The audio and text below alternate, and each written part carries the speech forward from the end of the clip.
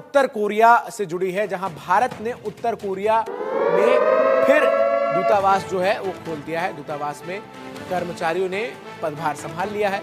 दोस्तों, Caucasus reason में भारत की एंट्री और क्रोएशिया और साइप्रस जैसे देशों से अपने रिश्तों को मजबूत करने के बाद अब भारत की नजर ईस्ट एशिया के ऐसे देश पर टिक चुकी है जो कि पूरी तरह दुनिया से कटा हुआ है, यानी कि नॉर्थ कोरिया। जी हां, किम जोंग उन का देश। अब भारत ने नॉर्थ कोरिया को लेकर बड़ा स्टेप लिया है। कोरिया का अनोखा इकदाम। सलाद के मुताबिक शुमाली कोरिया में किम जोंग उन की हुकूमत ने मुल्क में गैर मुल्की मीडिया रिपोर्ट्स के मुताबिक इसमें आज बात करेंगे भारत के उस दाव की जिसने बढ़ा दी है अमेरिका की चिंता, क्योंकि भारत ने तय किया है कि एक बार फिर से उस देश के साथ अपने रिश्तों पर मजबूती दी जाए, जोर दिया जाए, जो है अमेरिका का कट्टर दुश्मन।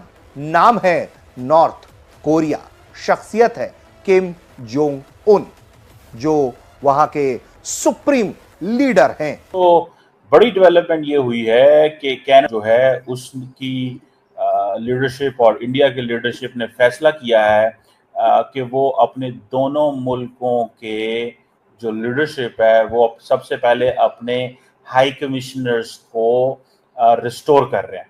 That is something big. नाजुर में भारतीय खारजा पॉलिसी का जायजा लेंगे और आपको बताएंगे कि गुज़श्ता चंद बरसों में मोदी ने किस तरह न सिर्फ खित्ते की अहम ताकतों को बल्कि अहम मगरबी ममालिक को भी अपनी जारहाना पॉलिसीज की बदौलत अपने के लिए जरूरी क्यों है, क्यों भारत ने 4 साल बाद वहां अपना राजदूत भेजा है। दरअसल हाल ही में भारत सरकार ने वाटी लोंगचार को नॉर्थ कोरिया में अपना नया राजदूत नियुक्त किया है। वो अभी साउथ अमेरिका के एक देश प्रेग्याओ में तैनात हैं, लेकिन जल्द ही नॉर्थ कोरिया की राजधानी प्योंगयांग में जिम्मेदारी संभालेंगे। अब सवाल उठता है, ये फैसला अभी क्यों लिया गया?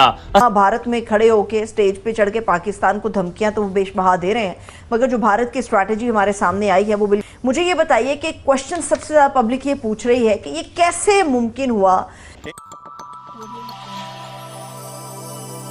हेलो दोस्तों, जय हिंद। भारत ने एक चौंकाने वाली कूटनीतिक चाल चलते हुए उत्तर कोरिया में अपना नया दूतावास खोलने का फैसला लिया है। यह कदम न केवल अमेरिका बल्कि समूचे पश्चिमी देशों के लिए एक कड़ा संदेश है। भारत अब अपनी विदेश नीति अपने हितों के अनुसार तय करेगा।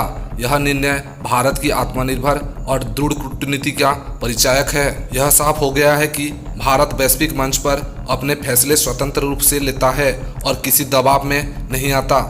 यह पहल भविष्य की बड़ी रणनीति का हिस्सा भी माना जा रहा है। दोस्तों, भारत की इस फैसले को लेकर आपका क्या मत है? कमेंट बॉक्स में कमेंट करके जरूर बताइएगा। से अपनी मौजूदगी दर्ज करा रहा है और यह एक बड़ा कूटनीतिक संदेश माना जा रहा है। वहीं व्यापार की बात करें तो 2013 तक भारत नॉर्थ कोरिया का तीसरा सबसे बड़ा व्यापारिक साझेदार था, चीन और दक्षिण कोरिया के बाद। 2014 में दोनों देशों के बीच करीब $200 मिलियन का व्यापार हुआ। भारत वहां दवाइयां, खाद्य सामग्री, मशीनें आदि भेजता था। लेकिन 2017 में जब नॉर्थ कोरिया ने परमाणु परीक्षण किया तो संयुक्त राष्ट्र ने उस पर सख्त पाबंदियां लगा दी। इसके बाद भारत ने भी लगभग सारा व्यापार बंद कर दिया।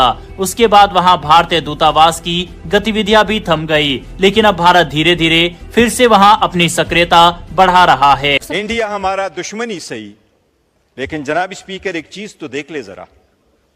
ये मैं आपको कुछ फैक्ट्स फिगर देता हूं। पाकिस्तान का टोटल बजट आउटले हमारा 62 बिलियन है, जबकि इंडिया 50 स्टेट से एक स्टेट का बजट आउटले उत्तर प्रदेश का 97 बिलियन है। हमारा टोटल टैक्स रेवेन्यू 50 बिलियन, हमारा रेवेन्यू 50 बिलियन, जबकि उत्तर प्रदेश का 80 बिलियन। हमारा टैक्स रेवेन्यू उनके टैक्स रेवेन्यू से 16 बिलियन कम है। जनाब स्पीकर, सब आपको भी लगता है कि अमल देने की सलाहियत रखता है? और इस वक्त दुनिया में चल क्या रहा है? एक तरफ हम देख रहे हैं रूस यूक्रेन तनाज़ा है, अभी पाक भारत कशीदगी कुछ कम हुई है, फिर इसराइल फ़लस्तीनियों के साथ उलझा हुआ है और फिर अब ईरान के साथ उलझने की भी उसने कोशिश शुरू कर दी है। तो इस खित्ते पर असरात आप क्या देख रहे हैं? ये मुलाकात और ईरान जंग में रशिया और चाइना का किरदार, keeping Pakistan in view as well, आप डायसेक्ट कैसे करते हैं सिचुएशन को?